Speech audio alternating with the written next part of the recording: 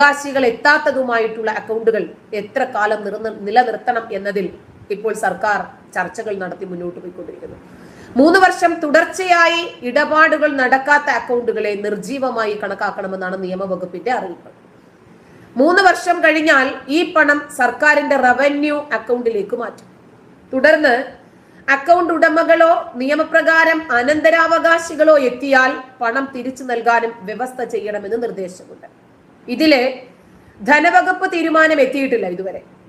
വിരമിച്ച പല സർക്കാർ മുൻ ഉദ്യോഗസ്ഥരും സുരക്ഷിതത്വം എന്ന നിലയിൽ ട്രഷറിയിൽ സ്ഥിര നിക്ഷേപങ്ങൾ നടത്തി വരുന്നുണ്ട്.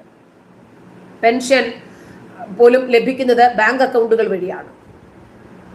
ഇത്തരക്കാര് ഉയർന്ന പലിശയും മറ്റും ആഗ്രഹിച്ചിട്ടുകൂടിയാണ് ട്രഷറിയിൽ നിക്ഷേപിക്കുന്നത് ഈ പണം. കാരണം സീനിയർ സിറ്റിസൺ ആവുമ്പോൾ 1% കൂടുതൽ കിട്ടുള്ളൂ, മറ്റുള്ളവരെക്കാട്ടിൽ കൂടുതൽ. പിന്നെ പണം നമ്മുടെ അവിടെ ഉണ്ട് എന്നുള്ളൊരു വിശ്വാസം മറ്റ് പ്രൈവറ്റ് ബാങ്കുകളിലൊക്കെ ആകുമ്പോൾ